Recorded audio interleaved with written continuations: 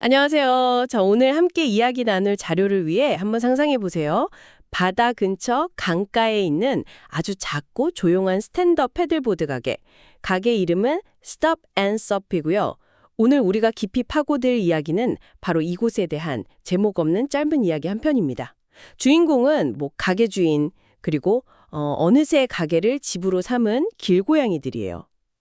이 소박한 이야기 속에 숨어있는 작은 문제, 그리고 아주 기발한 해결책, 또 사람과 동물이 어떻게 공존하는지에 대한 따뜻한 통찰을 한번 같이 살펴보겠습니다. 네.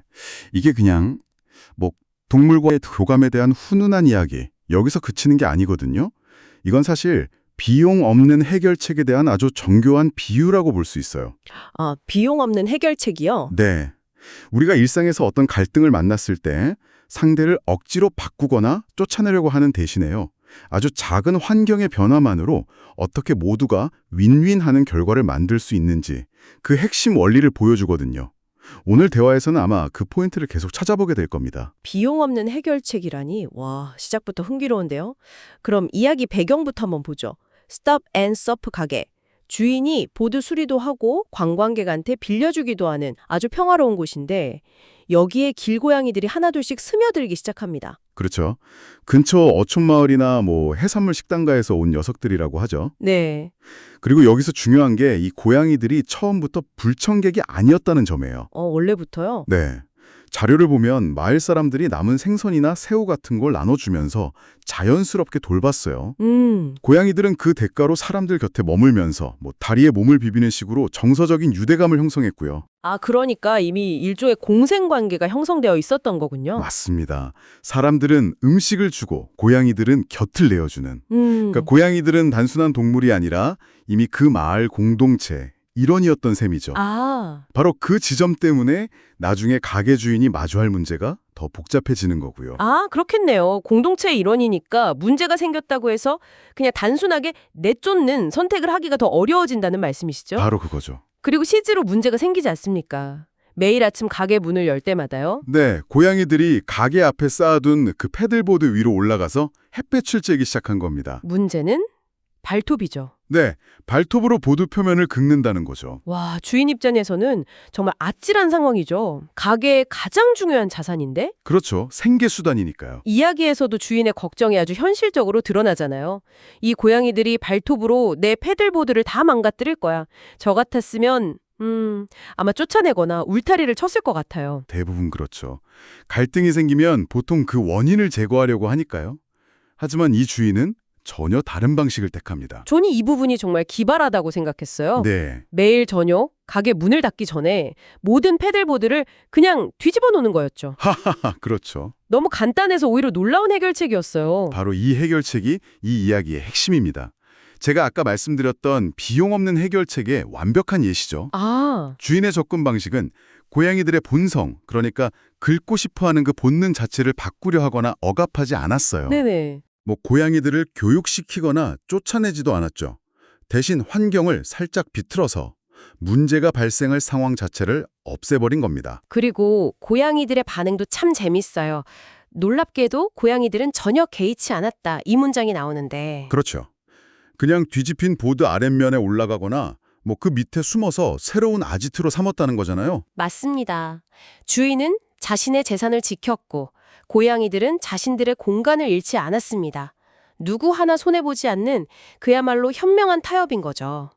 갈등을 강압적으로 해결하는 게 아니라 창의성으로 이렇게 싹 우회해서 모두가 만족하는 결과를 이끌어낸 거예요. 이런 작은 행동이 매일 반복되면서 일종의 의식처럼 자리 잡는 그 장면 묘사가 참 좋았어요. 네, 맞아요. 저녁이 되면 주인은 가게를 정리하고 고양이들은 그 주위를 맴돌고 주인은 보드를 하나씩 뒤집고 그 위로 바닷바람이 불고 고양이들 가르랑거리는 소리가 들리는 풍경이 눈앞에 그려지는 것 같더라고요. 이게 단순한 문제 해결을 넘어서 주인과 고양이들 사이에 새로운 약속 또 조화로운 일상이 된 거죠. 그런데 이야기는 여기서 멈추지 않고 이 조화가 더 넓은 생태계로 확장되는 모습을 보여줍니다. 아, 갈매기요? 네, 갑자기 갈매기가 등장하거든요. 맞아요. 그 부분도 인상 깊었어요. 갈매기들이 식당에서 나오는 음식 찌꺼기를 노리고 날아오는데 네, 고양이들이 이걸 보고 사냥하는 척 자세를 낮추긴 하지만 실제로 공격하지는 않는다는 대목이요. 바로 그 장면을 통해 작가는 이 작은 공동체의 암묵적인 질서를 보여주는 겁니다. 모두가 이 바닷가 마을이 자신들 모두에게 속해 있다는 것을 이해하는 듯 보였다. 즉, 주인과 고양이의 관계에서 시작된 평화가 이제는 고양이와 갈매기의 관계에까지 영향을 미치고 있는 거죠. 와, 각자의 영역을 존중하는 보이지 않는 규칙이 그 생태계 전체에 자리 잡은 겁니다. 결국 패들보드 하나를 뒤집는 그 작은 행동이 나비 효과처럼 가게 주변의 전체적인 분위기랑 질서를 만들어낸 거네요. 정확합니다. 그리고 그 질서는 아주 예상치 못한 긍정적인 결과를 가져오죠. 가게가 그 일대의 명물이 된 거죠. 네, 자료에 묘사된 고양이들 모습이 정말 다채로워요. 황금색 눈의 검은 고양이, 부드러운 털의 흰 고양이, 작은 호랑이 같은 줄무늬 고양이. 어미를 따르는 아기 고양이들까지. 맞아요. 그냥 고양이가 많다. 이 사실을 넘어서요. 그들이 함께 어울려 살아가는 공동체의 모습을 아주 생생하게 보여주죠. 네, 때로는 장난치면서 싸우기도 하고 때로는 패들보드 위에서 털뭉치가 되어 함께 잠드는 모습까지요. 관광객들이 이 풍경을 너무 좋아해서 보드를 빌리러 왔다가 고양이들 사진 찍느라 시간을 다 보낸다고 하잖아요. 그렇죠. 결국 이 가게는 패들보드 가게가 아니라 바다의 옆에서 자유롭게 살아가는 고양이 가족의 집으로 더 유명해졌다고요. 참 아이러니하지 않나요? 주인이 가장 걱정했던 골칫거리가 가게의 가장 큰 매력 포인트가 된 거니까요. 바로 그게 처음에 우리가 이야기했던 비용 없는 해결책이 어떻게 예상치 못한 가치를 창출하는지를 보여주는 완벽한 순간입니다. 아, 고양이 발톱은 가게에 손해를 입힐 수 있는 명백한 리스크였죠.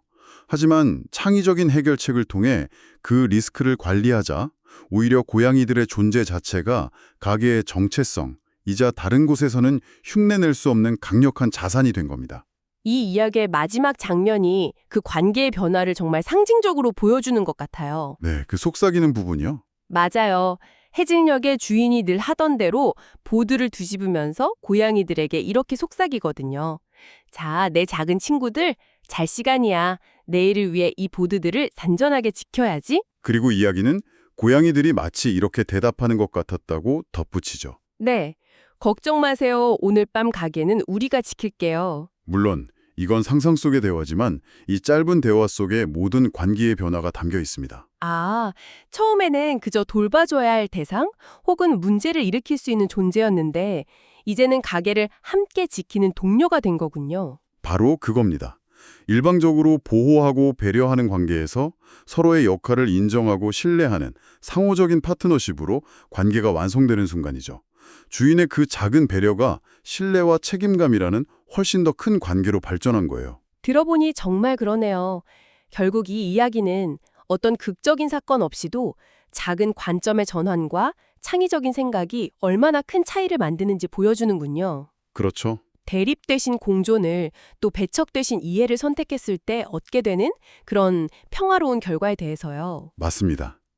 그리고 이 가게 이야기는 우리 사회나 우리 일상의 축소판 같기도 해요. 축소판이요? 네.